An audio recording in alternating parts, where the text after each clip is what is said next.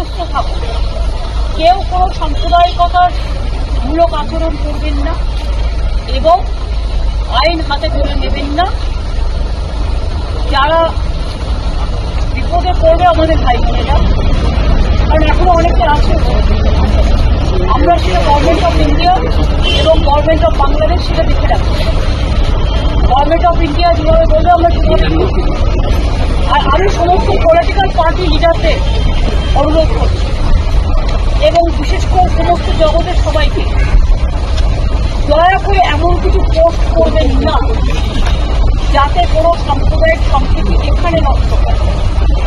এবং সব দলের নেতারাই তাদের বলবো এটা দেশের ওপর ছেড়ে দিন।